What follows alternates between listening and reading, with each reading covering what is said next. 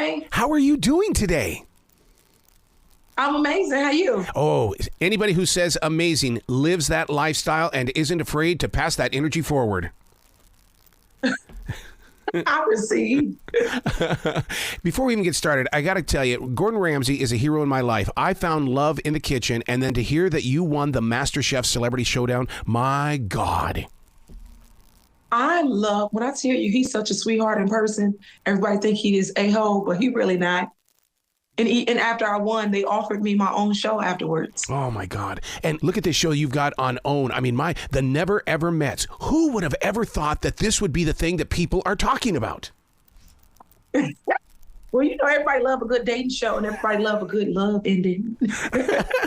Yeah, but the thought of it, though, because I guess we really don't think about people that they'll meet online, but then they never meet in person. I mean, what is the fear? Is it just being judged? No, but I don't know if you've been hearing the news, some of these women have been meeting up with men on Bumble or Tinder or something like that, and then they'll end up missing. Yes. So I think it's just the fear of something bad happening. And I think this show just created a safe space for them to be able to do that. But a lot of people have their different reasons. Some people be like, hey, I just don't have the funds to be able to get to you. Some people, I'm just afraid. I'm just not confident, or I'm not, ready to actually meet this person in person. And then my personal opinion, I think people just don't want to put in the work. This is easier to date online and pretend relationship or this online relationship that I really don't have to commit to. Nobody wants to put in the work anymore. Wow. I know about the work. I've been married for 32 years. I truly understand the work. Oh, bless you. But do you ever find yourself when you're on the set of the show thinking, what were people doing pre-1990s before the internet? You still had to meet. Always. I do it to this day. Always. I think the world is so disconnected right now that I don't know. Everything is so superficial. Yeah. And it's one of those things where it's like, what can you do for me? It's nobody's really connected anymore. So I love that this show is doing this. It's going to teach people how to connect, how to face your fears, put in the work, because it was definitely work for these couples. And see, I'm really charged up the fact that there is couples therapy available, because to me that's speaking to the viewer at home who is living this lifestyle and doesn't want to step out. So you really are, like you said, you're educating the community that, come on, we've got to get together. Yeah. And I love that they brought a therapist on too. She's a good friend of mine now, Allie. She's amazing. Because a lot of people, especially if you're from my community, they don't really believe in therapy. But the fact that they were able to bring someone on to help them navigate, because we already understood that this experience was going to be a little difficult. We know that this experience was a little unorthodox. And then also these people coming on this show to expose their lives to the world, they were going to need a little therapy. They definitely going to need it. The focus is on 7 different couples, but my deeper question is, are these relationships a secret or is it wide open? I think it's a mixture. No. I think it's a mixture. Without giving away too much of, on the show, I definitely think it's a mixture. But also with a little dab of fear. I got to compliment you on something here. Your background with all the photographs, those are moments in time, and it's just so captivating that it's like, I can't imagine what it does to your imagination to walk by one and still feel the energy. These are all the women who inspired me musically, all the way down from Diana Ross to the Nina Smalls, from Jill Scott. Yeah, these are all the women who inspire me musically. Oh, my God. See, that in itself is a show. Give me like a 20-part episode here of you and how people, brought music to your soul. And all my music that I create, I talk about, I literally did a cover to an old Diana Ross song.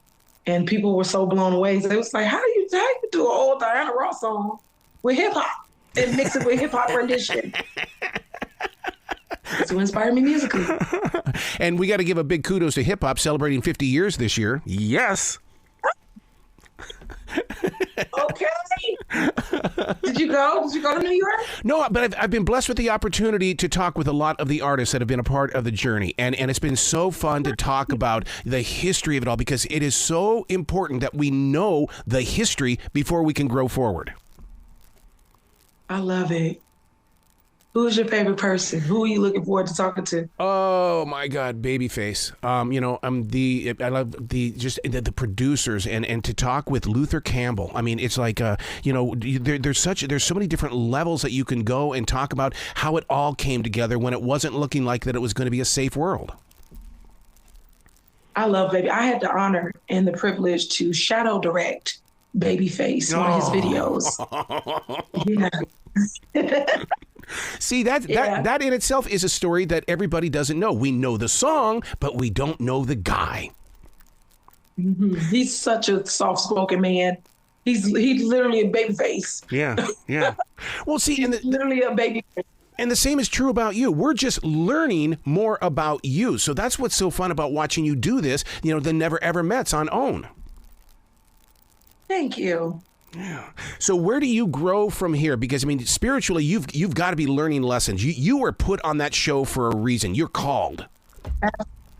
Oh man, listen, I love your spirit because you got it down pat. Okay. Yes, I was telling some folks earlier that I learned to become a little bit more aware when it comes to dating. The show definitely taught me a lot. Taught me to listen. Yes. So even with the relationship that I'm currently in, dealing with a guy right now, but it's teaching me patience. The show has taught me so much patience. Wow. And also understanding, like, sometimes you got to put yourself in the other person's shoes to really understand and grasp why they say and do the things that they do. Mm-hmm. And I think on this show and watching the couples go through what they went through. So you had some couples who were real at ease and real chill about some things. Of course, drama aroused because you have other people in the house. But the couples who I was rooting for, I felt like the connection for them was real. It was there. I think because there were other people in the house, it kind of influenced their relationship. Wow. You know what I mean? But just learning patience and also learning to give people grace.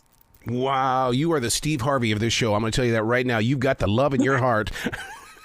Receive. You've got to come back to this show anytime in the future. The door is always going to be open for you. Have me. Have me anytime. I'm more than happy to come back. Excellent. Well, you be brilliant today, okay? You are there. Oh, my God. You might be my favorite person today. Be brilliant today. You have a good one on purpose. How about that? Thank